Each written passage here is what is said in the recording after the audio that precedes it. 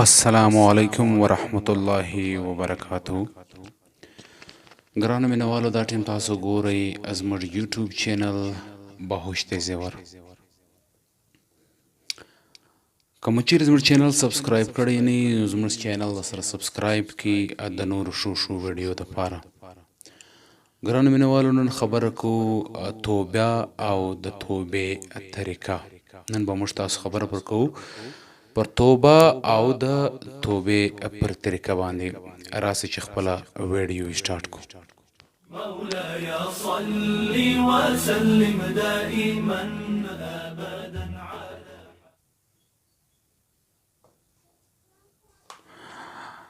توبه داسې ښه شی ده چې ټولې ګناوې پرې معافیږي او هر سړی چې په خپل حال کښې غور او فکر وکړي دارنګه چې هر وخت څه ناڅه خبره د ګناه کیږي نو توبه به خامخا هر وخت ضروري ګڼي.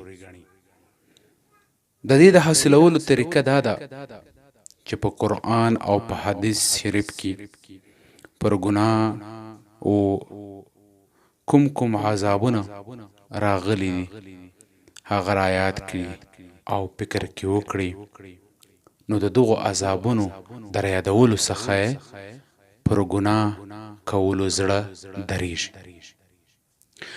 ګرانو مینوالو که چېرې تاسو سوچ کړئ چې یو څوک بېدیني کوي یا د اسلام د لارې څخه غافل وي یا دی په ګناهو کې مسلط وي، که تاسو سوچ او فکر کړی وي ډېر خلک برباد سوي دي، د ازمان څخه پر مځکه راغورځېدلی دي، د لوی لوی مقاماتو د لوی لوی مقانانو څخه دا خلک پر مځکه را پرېوتلی دي.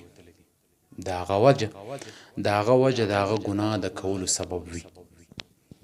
تاسو به شاهد په دنیا کې ډېر غټ خلک، ډېر وزیران به مو لیدلی وي، ډېر سرمایهداران به مو لیدلی وي او ډېر د الله د لارې سرکشه خلک به مو لیدلی وي چې نن د غلامۍ په زنځیرانو کې تړلي وي. دا څه شي دي؟ دا ټول د الله عذابونه دي. نو موږ تاسو ته پکار ده چې موږ تاسو توبه وکاږو او په توبه کې سوچ او فکر وکړو.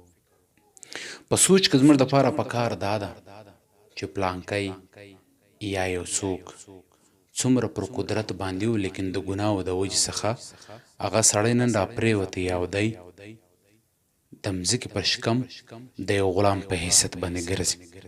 نو که دا عذابونه موږ تاسو را په یادوو نو انشاءالله تعالی موږ تاسو ته به الله پر ګناهو نور توفیق نه راکوي او زړه به مو هم پر دریږي.